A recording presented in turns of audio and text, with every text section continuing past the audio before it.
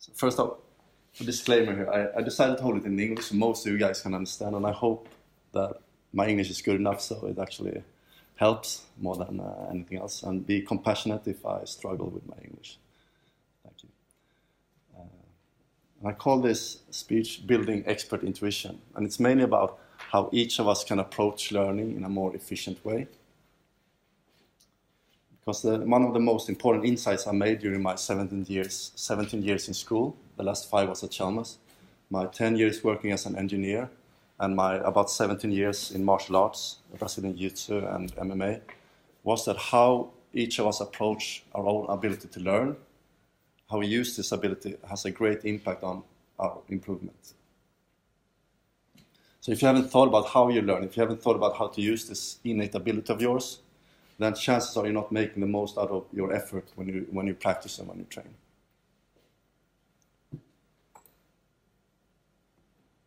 This is kind of our, I'm not going to go into our values here, but this is our values for levels of learning. At the heart of the Lovers of Learning method, oh, what's up, guys? At the heart of Lovers of Learning is looking at your own habits, your own patterns, what you have learned, and try to see it from an outside perspective. So, and then from that outside perspective, try to make a plan how to improve your skill. And it's the default approach to learning is usually that you take instruction from someone, and then you kind of follow them without thinking too much about it, or you just repeat already learned habits over and over again. So instead, we want to emphasize a more reflective approach to learning. And I will return to this in more practical terms, what I mean with reflective approach to learning. So you'll get some practical examples here. So it's fine if it's a little bit fussy right now. So this is me and Henri. I'm the guy struggling at the top there, and Henri is more relaxed at the bottom. So before we look a little bit deeper into learning and how it connects to intuition, I just want to share a little bit about my story and how I ended up thinking, talking, and eventually, hopefully, I will work with learning. I already started with this kind of the start of it. And you could say that Henri's not here today, and he's my partner in learning and training, and he's not here today, so it's not too awkward to say that he was actually my main inspiration that got me here. And he inspired me by becoming better than way faster than my ego could accept. So despite me having like a decade of experience on him, after just a few years, he was more efficient in his techniques. And I had like overall more knowledge, but on the mats, he beat me. And I've trained for 15 years, he trained for 5 years. So there's something wrong there. And this is usually the results when we're competing. Just usually kind of stand like it because you want to look cool, right? Yes. Future competitors should be scared of. I don't really. You shouldn't smile like I do. But you see the smirk on Henri's face there also.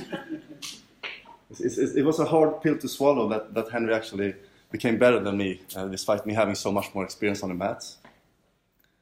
And he was still improving faster, so I realized I had to make some changes because I was wasting my time. And the best thing to do the natural thing to do was to look at Henri and see what he was doing and see if I could tag along for the ride there. And that's kind of the start of my journey. So, wow, the after should be on this side. So this is before Henri, more or less. And I am a scholar at heart, so I did my studies at Chalmers, and I was no stranger to learning. I actually got a medal from Chalmers being like the top student of my class. So I had a lot of grit when it comes to learning. The problem was it was more like a quantity grind kind of approach than a quality approach. So, and after Henri, when I met him and I watched him, I kind of changed that approach. I was just kind of changed my office. So this is after Henri, but I'm a scholar at heart, so I started to read up on learning and different books like Peak, Mindset, Thinking Fast and Slow, which is a very good one, Talent Code, and books like that. But also, I also did a lot of studying in scientific, neuroscientific research, studies and stuff like that from home. So what learning really is in the brain. When we talk about synaptic plasticity and myelination and dendritic growth and stuff like that. I'm not going to go into detail what that is, but that's kind of interesting to know when it comes to learning and understand what learning really is. And the conclusions we led to a book that me and Henri are about to publish, but more a deeper understanding of what learning really is and how to apply it properly.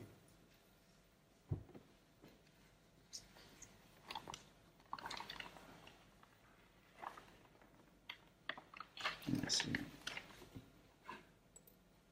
Okay, this brings us back to topic, and this is building expert intuition now. What is this? To simplify, I divided it into two parts: building intuition and expertise. And the first part I call building intuition. It's a we call it that automating actions and thoughts. And we were discussing a little bit with Nicole about that, right? How to go from conscious thought into intuitive thought. And it helps to think that the brain works in two processes or two systems. We call it system 1 or system 2. You can call it habitual behavior or goal-directed behavior, or you can call it unconscious behavior or conscious behavior. It's different name for the same thing. I think unconscious and conscious is a good way to use here. I think most of you guys can relate to that. So let's stick with that.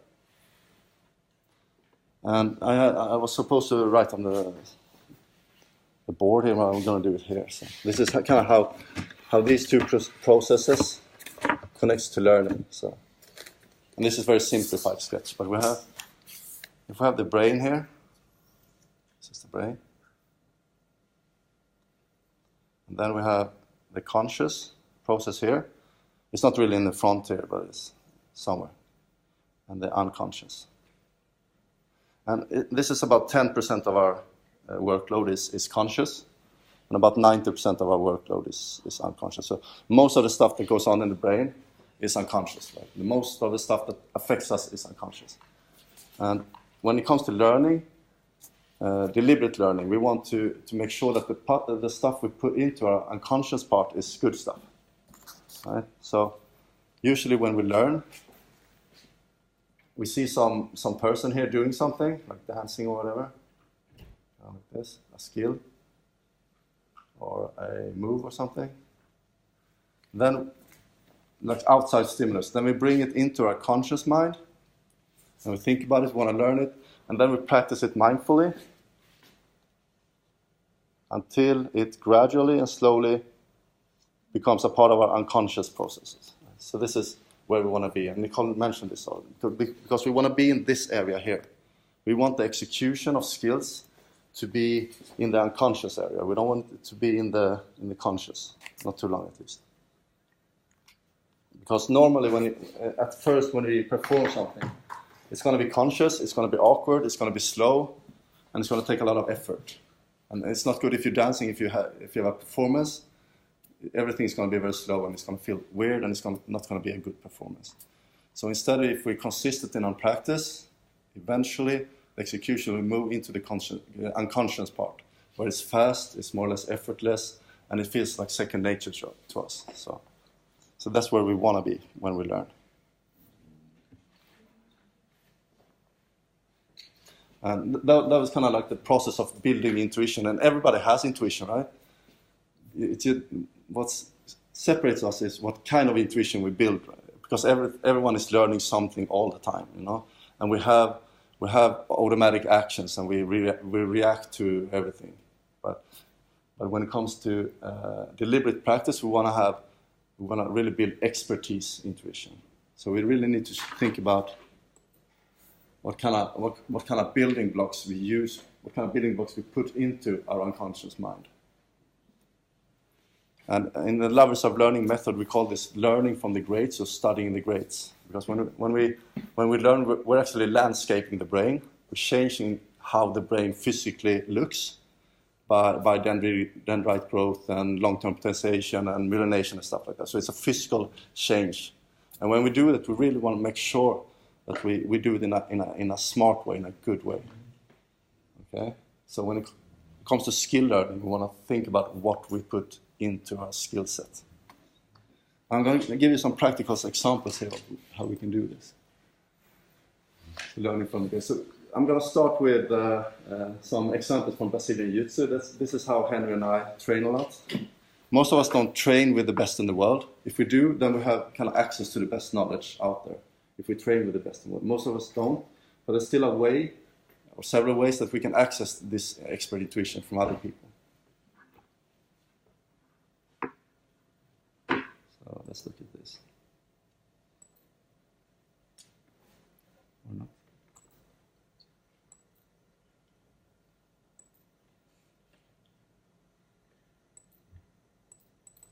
It's not responding. What is it? Okay, we start with Brazilian Jiu-Jitsu. I'm going to go to dancing soon, but we start here. So Cobrinha, like the cobra, is in Portuguese. He's one of the best in the world. So we're just going to see, we're going to look at his expert intuition and see if we can learn something from it.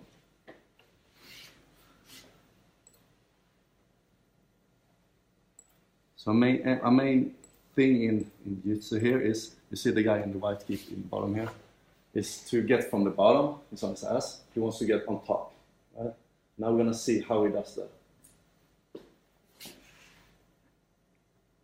And this is in a competition setting, so we can assume that he's using his best skills here. He's really using what he knows the best. And it works on a high level. So he does a lot of stuff, and he ends up on top like that, right? So for you guys, for most of us guys, it's kind of hard to know exactly what he did there. But, we can watch it again. Okay. Okay, so he's at bottom. So this guy, his expert intuition is among the best in the world, right? So when he does it, it looks fast, it looks intuitive, and he doesn't really think about what's happening. And bottom, getting on top, nice. It's a very good sweep. Okay, now it's on top. So let's see if we can learn something from this. So, and in order to do this, because we're still in the conscious realm here, we have to slow it down, right? Because we're still slow. So at first, this is starting position. And then we look at kind of, okay, he's grabbing with his left arm, he's grabbing something there with his left arm, with his right arm, he's grabbing something. You can kind of see the positioning with his legs here, his angle. And then we move a little bit forward.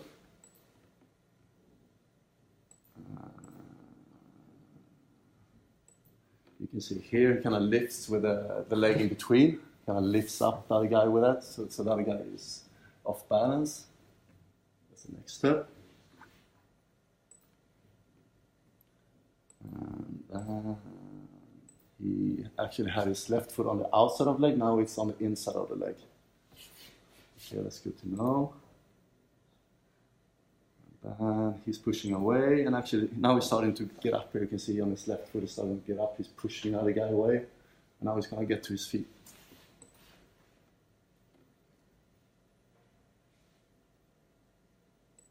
Now he's on his feet, and then he does a really nice move here where he kind of turns the other guy like this.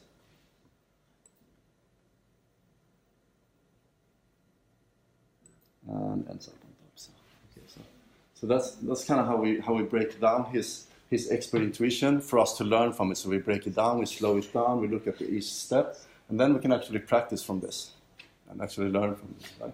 But now let's not do Brazilian Jiu-Jitsu. Let's do dancing. And I don't know anything about popping, but I googled it and I found this guy Popping John. He's good, right? You recognize him? Nicole said it was good. Okay, so let's look at him. I don't know if you've seen robot guys. They were here in Gothenburg one time for the dance festival. They were like, they were Popping John, the robot boys. There's 3 of them, and one of them is Popping John. They were colored silver and doing a bunch of robot moves. They're really good. We're gonna see. Anyways, he had like 2.5 million views or something like that, so I assume people like to see him. and it's good. And his expert intuition is, of course, very high here. So I think that when you click at it, it comes up.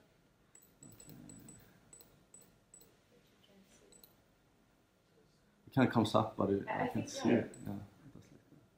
Yeah.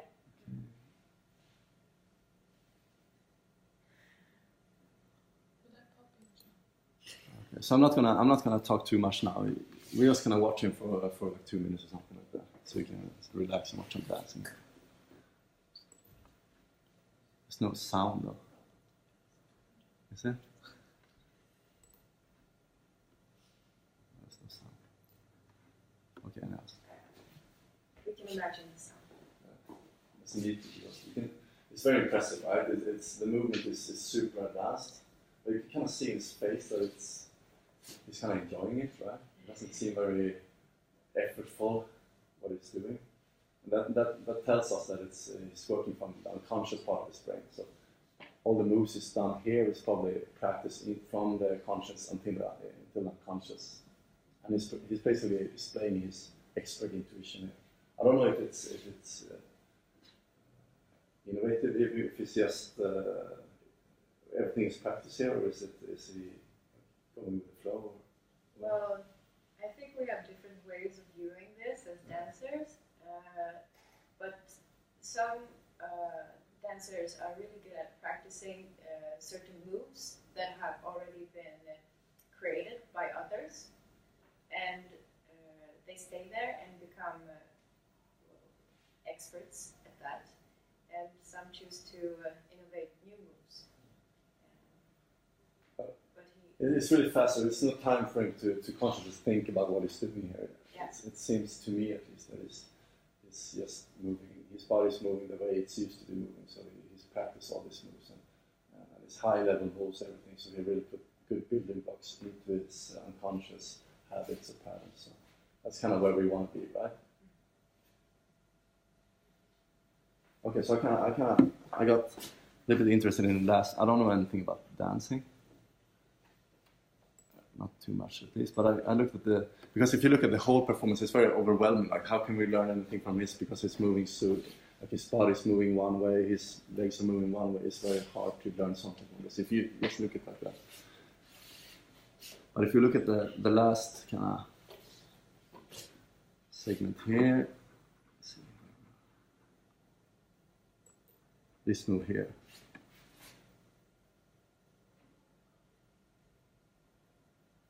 It's pretty cool, but it's pretty simple.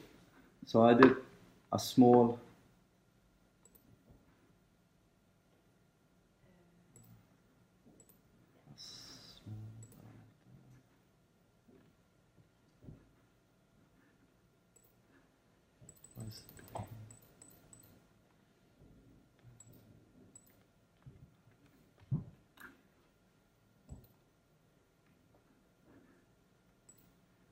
So this is just what we did. It's not a super good study, but first we're going to watch the last move here in full speed.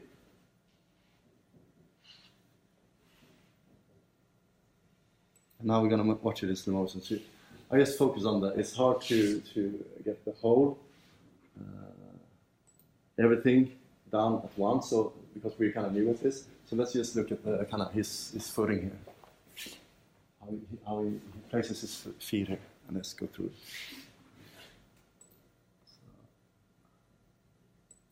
So you kind of see how he turns his feet there. And he turns one of the feet in again, and he started to lifting the other one. And before he puts this foot down, he's going to lift the other one, so he kind of ends up in that position for a while. And he's not really putting down his heel there. Now both heels are down, and he's kind of turned. And that was it. Okay. So this is one way of, what I'm trying to show here is that this is one way of learning from the greats.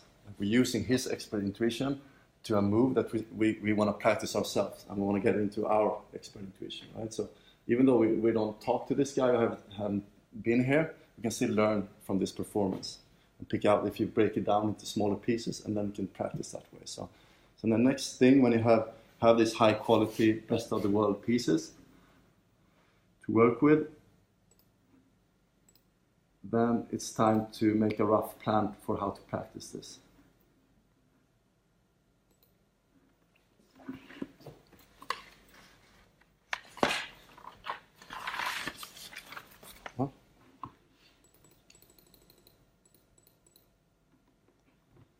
And we call this way of practice, we call it goal-driven practice. And it's a shifting between the reflective, the thinking, and the actual doing. So when we go into practice, first we do what we did now. We study, we look at the move, we break it down really into details. And it's good if you take notes and stuff like that. And then you go into the practice room for maybe 1 hour, 2 hours. And then you try out. Then you try it out. And feel how it feels for you, and it's going to be awkward because you're still in the conscious realm. It's going to be awkward. It's going to be hard to remember everything and stuff like that. So you do it for 1 or 2 hours. Then again, you go back again to the tape and watch. What can you do better? What can you learn from your first experience? And then you plan for the next practice session.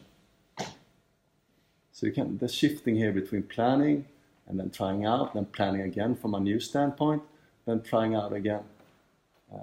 That's the kind of very deliberate and very effective way of learning this skill. And you can see in the end there, if we do it properly, after several waves like this, we can reach the intuitive states in this move. And then it's part of our unconscious and habitual repertoire. And that's where we want to be. And this process here, it can take, from here to here, it can take several weeks.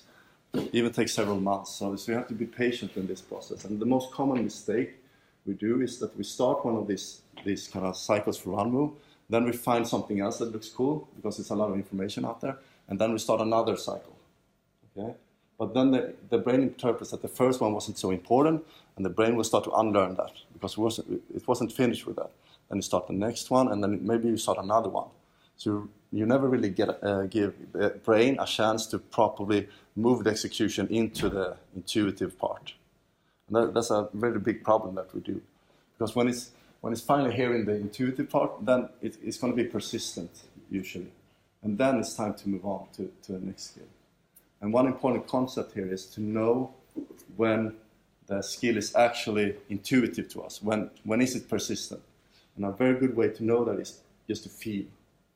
So when the skill feels natural to you, when it feels like it's always been a part of your natural skill set, then you can be pretty sure that it's actually part of the unconscious, intuitive part of your brain.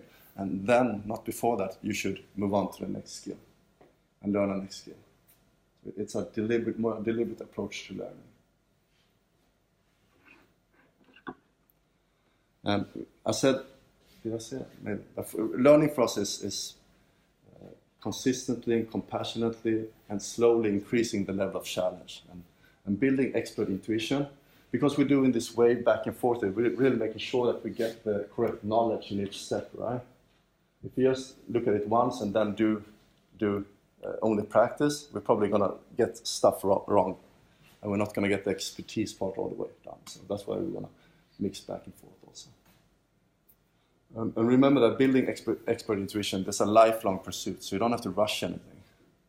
You don't have to rush between different skills. It's important to be patient with this. And that's basically what I had, and I thank you for being part of your journey in learning. And I hope you can use something of this when you go to the practice room. All right? Thank you.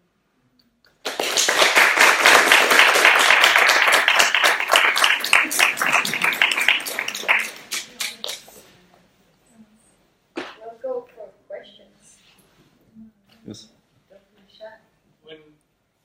So I'm just curious, when you talked about the unconscious part, were you referring to like developing motor skills? Whatever. It's motor skills or thought patterns, or if you play chess, that could be like how to recognize patterns on the chessboard, or it could be motor skills for sure.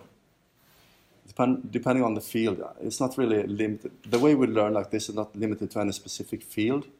I would say it's kind of universal, the way we learn. Was that a good? No, it's just because you used your martial art as an example, and then I was thinking, what your friend and you practices react to certain input, right?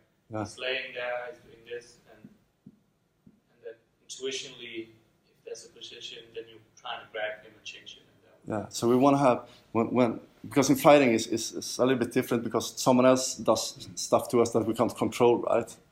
The effect or påverkan is kind of out of our control, which usually is. So then we need to have good intuition to trust our bodies to react the proper way in that situation.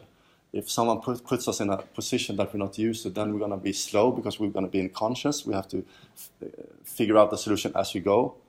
And we're probably going to be late. We're probably going to lose.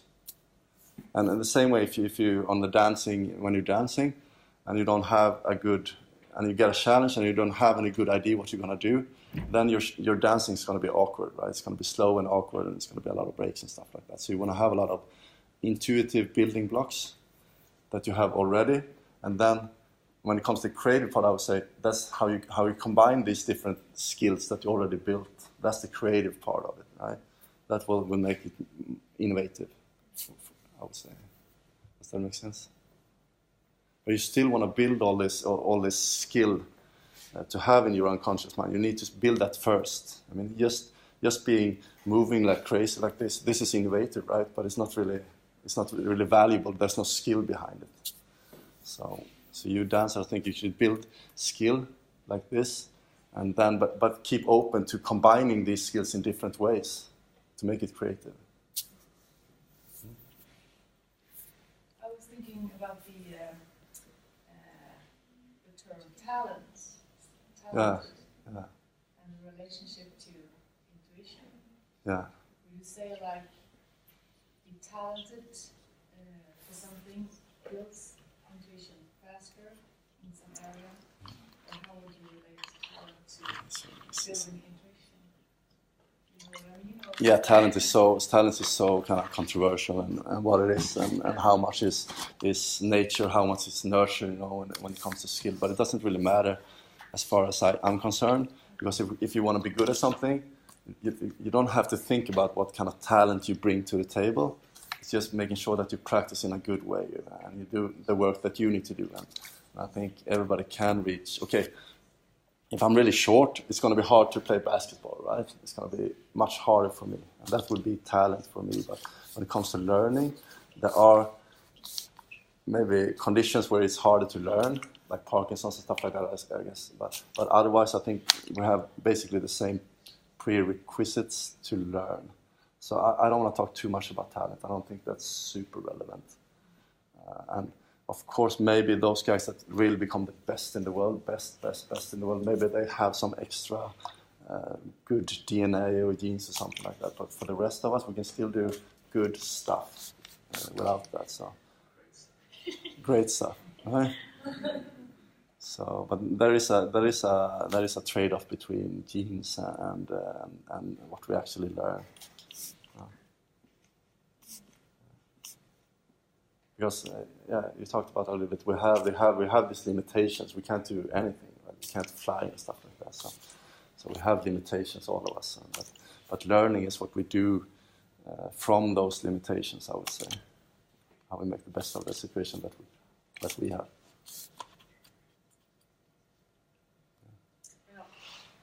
I get to think about for me, because I'm in both of these areas that we were speaking about. Both jiu-jitsu, Brazilian jiu-jitsu, and dancing. And for me, the relationship between or the configuration of how you move and why, the purpose why you are moving, they were really confusing for me in the beginning. Because when I went into jiu-jitsu, I thought that, I had a natural talent or intuition of how to move, because I was so experienced already with moving just by myself. And I had done so in martial arts, for example, in karate. But the difference was that I was alone, and I was just moving and affecting the air around me. So now when I had to work with another person and opponent, it was overwhelming of the length that I couldn't control what was happening to my body. And usually when we dance 2 and 2, it's that you give away of yourself. That, all right, take my hand, or take my foot, and we'll see where we go. But when you do that in jiu-jitsu, bad things happen. And I got to learn that. Also, I've been gone for like a few weeks because I did that. And maybe this is a question to dancers or those of you who execute other kind of motion by yourself, and kind of seeing two parts of it. When you're doing it with another person in this social setting, or when you feel that you are in an isolated flow for yourself. So how does that affect your building intuition, or gradually in your process getting somewhere, doing it by yourself or with a person? Is it bad or is it good? Because well, like intuition is the best in a stable environment. You see, if I dance by myself, like Pop and John here, it's like he can assume that the floor will act as it would. So then intuition is very good to have a lot of intuition, right? Because you can rely on that everything that happened before will kind of happen again. But if you're in a more creative setting, like you guys are gonna have the challenges tomorrow, then you have to adapt to something that you're not used to. Then if you're very mechanical in your approach, then it's not the best, right? Then you need to be able to adapt also. So you need to use those kind of skills you have and combine it in different ways and stuff like that. So intuition it could be dangerous in a environment that's very complex and dynamic and changing. Because then you think that you have the solution based on prior experience, but since the outside world is different, then you might fuck up. Then you might make wrong conclusions and wrong moves. And someone does something to you in fighting that you're not used to, and then you think you can move the usual way, and that's maybe a bad move in that situation. So yeah, so it's a trade-off also, and also with creativity. If you do it too strict, if you do this too mechanical, then your creativity might suffer a little bit. So there needs to be a balance there also. So maybe we should dance a little bit more with each other, like as street dancers. Sometimes when we do exchange with each other, or even dance so close that we touch each other's bodies, it's usually still showing off. A lot of times, right? Because it's such a mentality that we have to be attending to, that we show up, we show off our skills, we win battles, and we gangster. Right? So maybe we'll get something from this. So, also, because I know you guys are very creative, and a very important concept in creativity is that it's intuitive, it's innovative, but it also needs to add value, right? If it's just innovative, like a kid that scrambles shit on a piece of paper, it's not really creative. It's just doing random stuff. So you need to have that basic skill, and then you combine it in a new way, and then it's creative, and then it adds value to other people. But you need to build that skill foundation first. So, and not just randomly move. Just to communicate.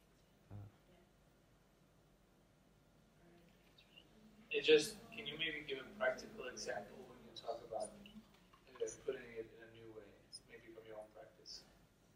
Because I understand that first you probably learn specific patterns, you repeat them by exercise. Yeah.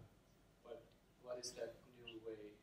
Well, in dancing, it would be like if you have one pose where you express happiness or something, and then you have one dance where you express happiness, and then when you have one dance that you kind of get down, it's intuitive to you, and then you have one dance where you express some other emotion, anger or something like that, and then you have one that expresses sadness or something, and then you get a challenge to express emotions in a way, and then you need to think about how to combine these skills. And you can do it in like, can you go from anger to sadness to happiness or something like that? In that way, that would be one way to do. You can combine them in different ways, and that will be the creative part of it. And when you look at gaming now, like Fortnite is one of the most interesting games right now. If someone do esports, and it's a combination between Minecraft and basically Counter-Strike and Hunger Games.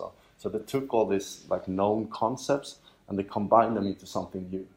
They didn't invent everything. They just combined different known concepts into something new, and that was super creative. And now they're making money on that. So. But I was thinking more in general, specific with you in martial art.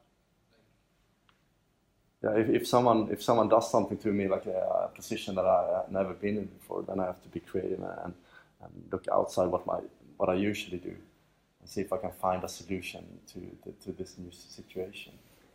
Or am I not really understanding the question? No, because I would think the same. Like, it's putting yourself in a challenge where you can normally come up to the conclusion that you develop intuition. Yeah. But it's more, trying to. Yeah, then they practical example. If you can push in fighting, if you can push someone outside of their intuitive behavior, so they have to go back to their conscious behavior, then you're probably gonna win, because then they're gonna be slower, and they're not gonna be comfortable, and it's gonna be awkward. So in a battle or something like that, I guess when you dance and stuff like that, it's good to get the other guy outside of their comfort zone, because then their performance is gonna really lack. Or do you do that? Yeah. That's kind of. I see something in that. Yeah. Absolutely. So you want to be in your unconscious mind, and the other guy you want to be in the conscious realm. Then you're gonna win. So now we all know how to win. That's a good thing. Before we bring Märta Pastoric-Gripson here, she's going to have a lecture with a fusion of English and Swedish. So I guess that's a good thing, We'll see what she comes up with. Levels of learning. Yeah. Also, we're just getting started, so we have kind of like a pilot case in this. So if anyone is interested in working with us, we're happy to do that. It doesn't cost anything, just some time and effort. Okay, so just talk to me if you're interested in kind of exploring this concept within dancing with you guys. Okay. So because Anders and Henri, his friend that he talked about, they have created a new community. Yeah, we're trying to. We're building it now, and it's about self-regulated learning, basically. Yes, in all fields. So they welcome. It's learning, so it's generalized learning, so it could be adapted to any kind of field. So. And they will come up with a book soon. Yeah. That I'm currently reading through and pondering upon. So make sure to check them out wherever on Facebook and on Instagram. Lovers of Learning, short for LOL. Yeah. You'll remember that. And to end this, Märta Pastoric-Gripson, she will speak about how students, really young students, I think, create gender in dance movements. It's really interesting. On top of all this, it's a beautiful cake. So we'll give Anders a certificate with some applause.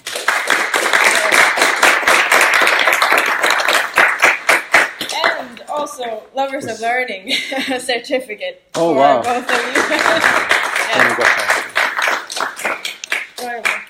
Thank you guys for listening. We'll see you in 15 minutes.